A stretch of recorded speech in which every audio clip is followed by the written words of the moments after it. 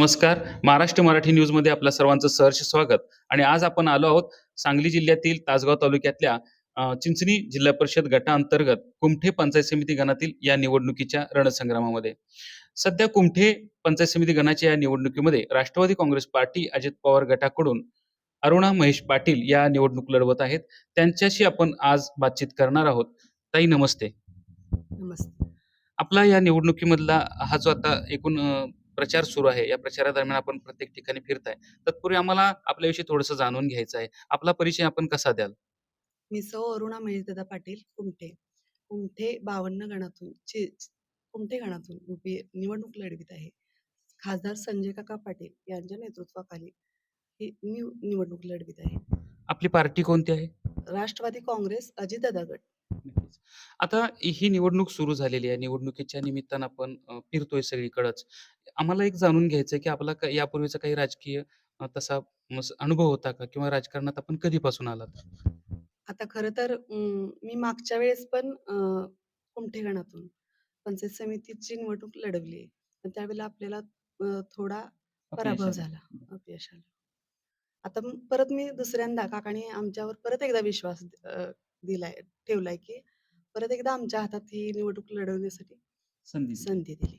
नक्कीच. मला वाटतंय सांगली जिल्ह्यातलंच नव्हे तर संपूर्ण महाराष्ट्रातलं एक वेगळं उदाहरण आहे. जिथं पती-पत्नी एकाच जिल्हा परिषद गटामध्ये 2 पंचायत समिती गणामध्ये लढतायत. महेशदादा चिंचणी पंचायत समिती गणातून लढतायत, तर तुम्ही कुमठे पंचायत समिती गणातून लढत आहात. असं उदाहरण कुठं होत नाही. हे असं होण्यापाठीमागे नेमकं काय कारण असेल बरं? आता पूर्ण अ, तिकीट फिक्स होईपर्यंत म्हणजे खूप गोष्टी घडतात.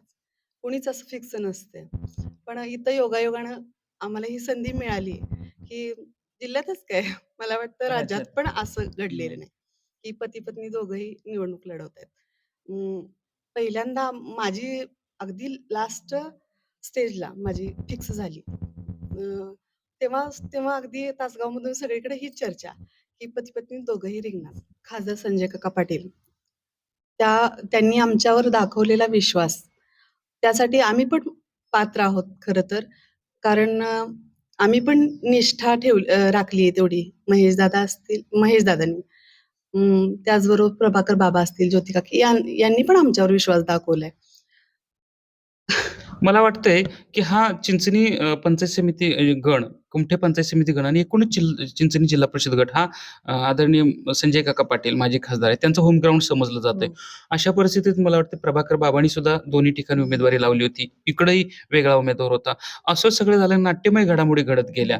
असं असताना त्यांचं होम ग्राउंड असतानाही तुम्हा दोघा पती-पत्नीला संधी दिल्यात. त्याबद्दल काय सांगाल?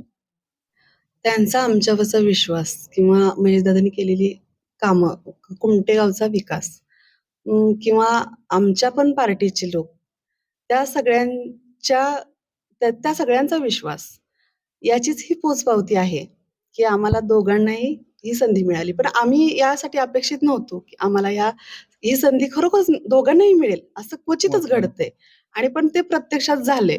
मग आता ते झाले, दोघांनाही मिळाले. यांना चिंचणी गणात आणि मला कुमठे गणात. मग त्या संधीचं आम्ही नक्कीच सोनं करू. आता कुमठे गावचा विकास केलाय आम्ही, करतोय काम, चांगल्या पद्धतीनं करतोय. म्हणजे महेशदादांनी केले. माझा तसं जास्त काही राजकारणाशी संबंध नाही.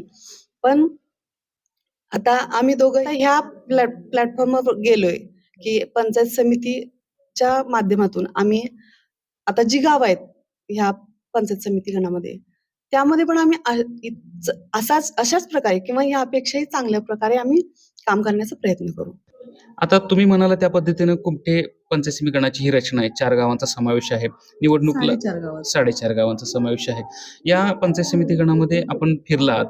बऱ्याच प्रश्नांची आपल्याला जाण पण झाली असेल. लोकं आपल्याशी बोलतायत. वेगवेगळे प्रश्न ते आपल्याशी सोबत शेअर करत असतील, मांडत असतील. नेमकं लोकं कोणत्या प्रश्नांवरती आपल्याशी चर्चा करतायत? प्रत्येक वर्ग वेगवेगळा आहे. पुरुष, महिला, युवक, युवती, त्याचबरोबर लहान मुलं, वृद्ध, प्रत्येकाच्या समस्या ह्या वेगळ्या आहेत. युवक-युवती जास्त काही बोलत नाहीत. पण ज्या महिला आहेत, पुरुष आहेत आणि वृद्ध आहेत, प्रत्येक वर्ग वेगवेगळा आहे. त्यांचे प्रश्न पण वेगवेगळे आहेत. महिलांचे वेगळे, तर महिलांचे प्रश्न पाणी, आणि पुरुषांचे शेतीविषयी पाणी, रस्ते आणि सोयी सुविधा, पाणी हेच आता विषय मगापासून मुलाखतीमध्ये आपण सातत्यानं कुमठे गावाचा उल्लेख करताय. कुमठे गावाचा विकास आपल्याला केलाय असं म्हणताय. आता एकूण पंचायत समिती गणामध्ये इतरही गावं आहेत. तर कुमठे गावाच्या प्रमाणे या गावांचा आपल्याला कसा नेमका विकास अपेक्षित आहे? कुमठे गावामध्ये विकास केलाय म्हणजे खरं तर मोठ्या प्रमाणात विकास झालाय. अगदी महिलांचं काय, पुरुषांचं काय, लहान मुलांचं काय आणि वृद्धांचं काय. आपण आरोग्य केंद्र उभा केले मोठं, प्रशस्त असं, माननीय संजय काकांच्या पंचायत खासदार समिती फंडाने. गणाच्या अनुषंगानं आपण निवडणुकीत सगळीकडे फिरताय, लोकांशी बोलताय, लोकही तुमच्याशी बोलतायत, ते प्रश्न मांडतायत, त्याच्यावरती निराकरण करण्याचा आपला प्रयत्न राहील. त्यांचे प्रश्न तुम्ही जाणून घेताय. या निवडणुकीला आपण सामोरं जात असताना नेमकं कोणतं विजन घेऊन आपण चाललेला आहात? किंवा आपला जाहीरनामा काय आहे? कोणत्या मुद्द्यावरती फोकस आपला या निवडणुकीमध्ये राहणार आहे? तर लोकांच्या बेसिक समस्या त्यात आहेत. त्याच्यानंतर पण दुसऱ्या गोष्टी येतात. महिलांचं आरोग्य असेल, महिलांचं सक्षमीकरण असेल, मुलांना रोजगार संधी असतील, अगदी महिलांना पण रोजगार संधी, लघु उद्योग असतील आणि ज्या शासनाकडून प्रत्येक योजना येतात, त्या प्रत्येकापर्यंत पोहोचल्या पाहिजेत. पंचायत समितीतली जी गावं आहेत, त्या गावांमध्ये पण याच प्रकारे काम करायचं आहे. लोकांच्या ह्या सगळ्या समस्यांवर काम करायचं आणि ते मी प्रामाणिकपणे करण्याचा प्रयत्न करेन.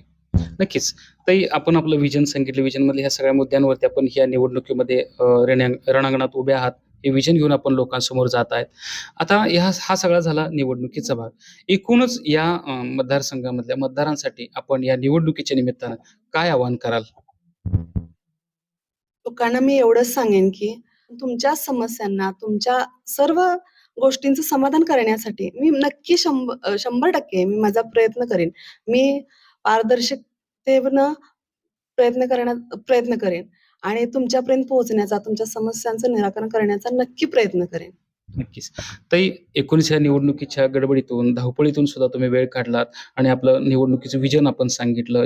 ज्या पद्धतीनं आपण निवडणुकीला सामोरं जाताय, लोकांचे प्रश्न जाणून घेताय आणि या निवडणुकीच्या माझ्या माहितीप्रमाणे 7 तारखेला आपलं मतदान आहे. या मतदानापर्यंत आपला निवडणुकीचा हा सगळा क्रम राहील. पण निवडणुकीच्या धावपळीतून सुद्धा तुम्ही थोडासा वेळ काढलात, आमच्याशी बातचीत केली, त्याबद्दल आपलं मनःपूर्वक महाराष्ट्रातील प्रत्येक जिल्हा आणि तालुका अपडेट बातम्या पाहण्यासाठी Maharashtra Marathi news channel subscribe करा आणि बेल आयकॉन बटन दाबा. महाराष्ट्र मराठी न्यूज अपडेट रहा.